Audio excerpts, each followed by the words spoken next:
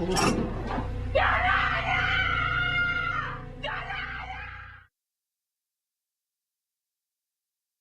teoria kantiana serve para refutar a posição defendida por Hume, de que a base da moralidade se encontra nas paixões. Para isso, a noção de dever kantiana se baseia na razão, na medida em que as ações ótimas se derivam dessa.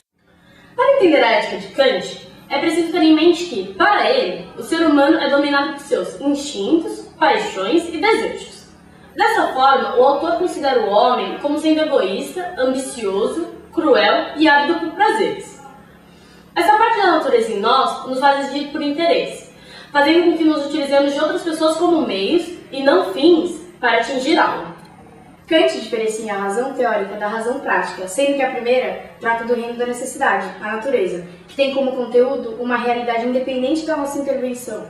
E a segunda trata da realidade, o reino humano, aquele no qual ocorrem os desejos e deveres humanos.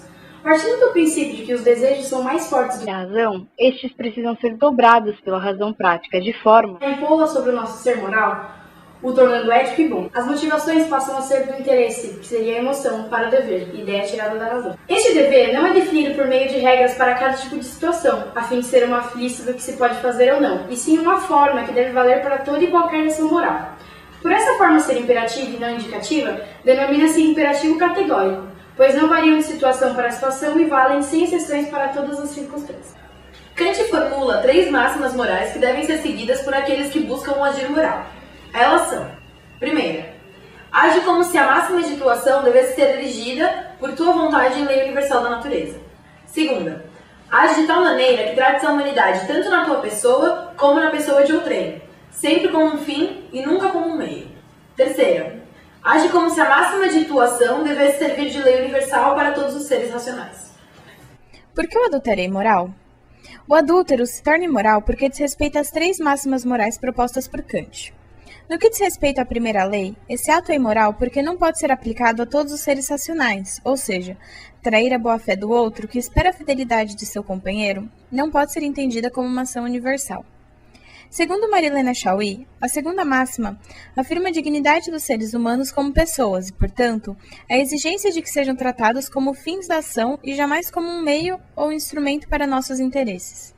Assim, se uma pessoa sente interesse por outra que não seu parceiro, deveria ter de escolher o que é melhor para si e para o outro, de maneira a não usá-lo, seja no sentido financeiro ou sentimental. A terceira lei é bastante parecida com a primeira, e afirma a necessidade de que uma ação seja universal para que seja considerada moral. Depende de que o indivíduo se utilize de sua razão para escolher uma ação que poderia ser realizada por qualquer ser racional. Além disso, uma ação só pode ser considerada moral e boa se for realizada visando o senso de dever, ou seja, a noção de que trair não é correto. Dessa forma, pode-se concluir que, de acordo com a ética de Kant, cometer adultério pode ser considerado um ato imoral, tendo em vista a aplicabilidade do ato nas 3 máximas propostas por Kant.